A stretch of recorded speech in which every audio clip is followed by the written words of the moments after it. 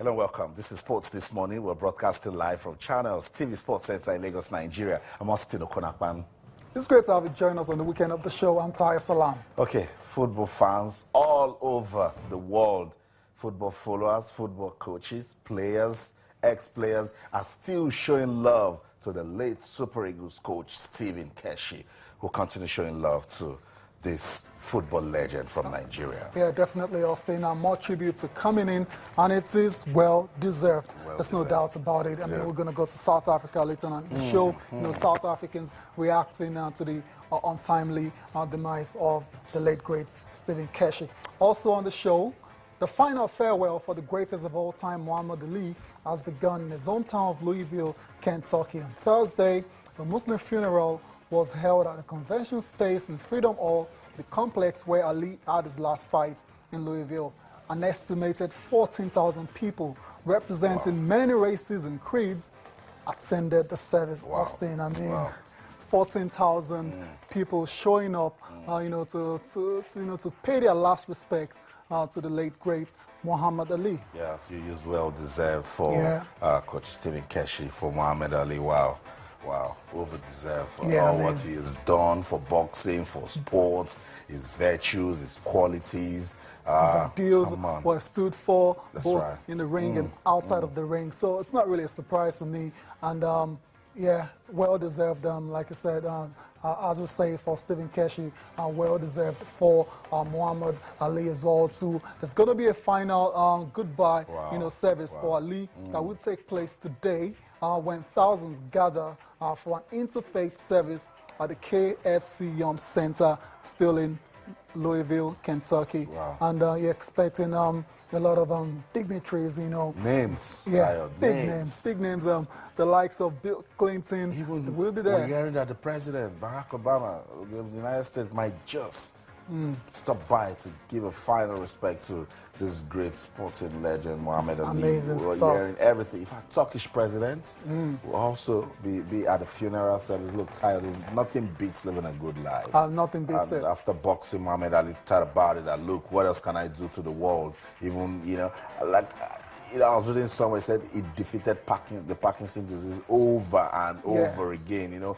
As at Atlanta 96, that was when the whole world knew that he was actually battling with that. And he stayed on with it till 2016. That's a strong man right there. Yeah, no doubt. I mean, Ali and his family, they've been planning this funeral for 10 years. Wow. I mean, that shows you the kind of fighter, what kind of man he is. A total, fighter, both in and outside of the ring. For 10 years, they've been making his plans, making sure it will honor his Muslim faith while also adapting to the demands of Western media-driven culture. And that's his body right there, prayers being said. A lot of us are starting to come to terms with it now, even though we didn't want to believe that he's actually gone. But Muhammad Ali is no more. But then his legacy, is going to remain. There's no doubt about it. That's lasting legacy will live with us forever. Forever and ever. So, as Muhammad Ali, where do you start from? Is it what he did in the boxing ring? Was it his life as an activist? Was it his life as a motivator? As a poet. Oh my goodness! Don't count the days. Make the days count. As a doting father, grandfather.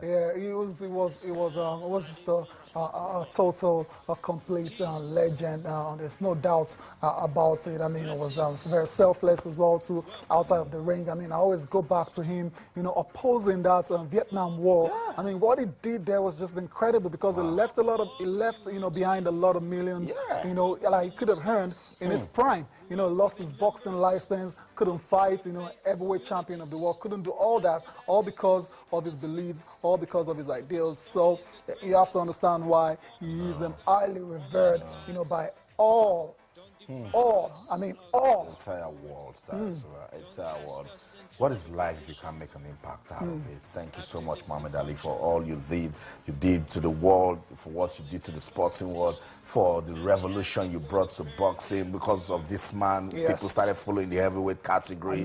I mean, he brought so much charisma to it, so much glamour, entertainment. It was everything. I keep remembering what Shego just told us the other day on the show. He was beating this guy, and this guy said, Muhammad Cassius Clay, stop. And he says, what? Who's Cassius Clay?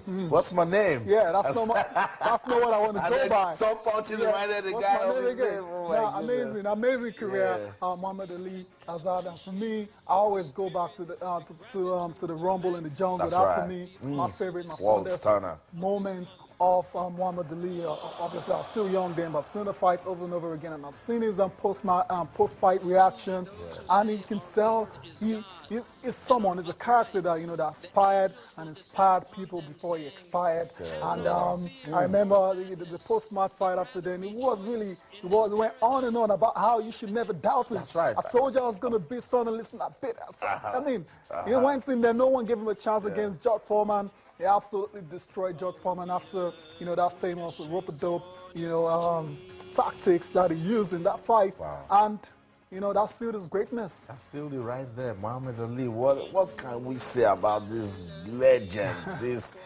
great man? Everything about Muhammad. Oh my God, I injured a stone and made medicine sick. How poetic can you get again, man?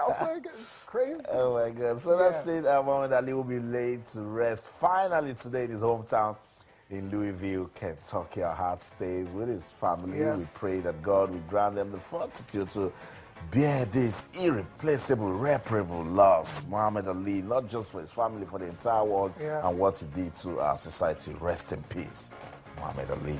Let's go on with the show now. Yes. We talked about this at the start of this week. We all want to see Rafael Nadal at Wimbledon. I don't like this story because for me, when is he going to get that 15th Grand Slam title? I mean, it's been waiting for a couple of years now, and it's a shame. I mean, it's been on the horizon for a while. The writing's been on the wall. When it pulled out of the French Open, then a couple of weeks after, he says he wasn't going to go to the Queen's events in England. He pulled out that one as well too. And when we thought, okay, perhaps it might just be ready in time, for Wimbledon, he comes out with a press statement yesterday saying, unfortunately, I'm not going to be, fit for Wimbledon. My wrist is still injured. As Nadal injured his left wrist. And what is Rafael Nadal without his left wrist? I mean, that's where all that bomb shots, come from. And that's what you say right there. What's the matter with my left wrist?